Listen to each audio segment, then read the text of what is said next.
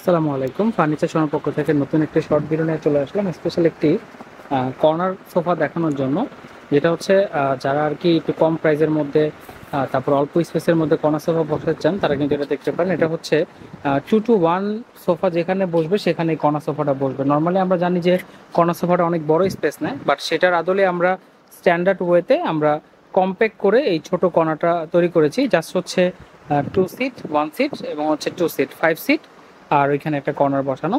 তো আমাদের কর্নারে আপনারা জানেন যে একটা ট্রে টেবিল থাকে, যেটা এখানে ইউজ করা হয় না, এবং হাতলের মলটাও ছোট করে দেওয়া হয়েছে, কারণ হচ্ছে যাতে অল্প স্পেসে যারা কর্নারের স্বপ্ন দেখে যে কর্নার বসাবে, বাসাটা ছোট কর্নার বসা যায়, তাদের জন্য আর কি যাতে বেস্ট হয়, তাদের জন্য মূলত আমরা এই প্যাকেজটা নিয়ে আসছি অল্প প্রাইসের মধ্যে।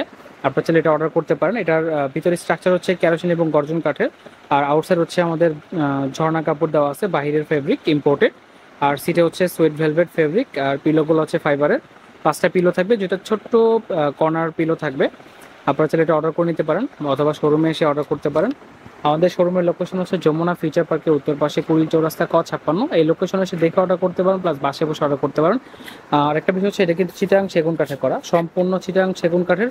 এটাকে আমরা চাকা মডেল বলি, রিং চাকা মডেল। এই মডেলটা কিন্তু অনেক সুন্দর, জাস্ট একটু দেখেন। তো আপনারা চাইলে কিন্তু এটা অর্ডার করে নিতে পারেন আমাদের কাছ থেকে। চিটাং সেগুন কাঠের উপর করা আছে। তো এটা যদি ঢাকার মধ্যে নিতে চান, ঢাকার মধ্যে ডেলিভারি চার্জ হচ্ছে 1000 টাকা নিচতলা পর্যন্ত।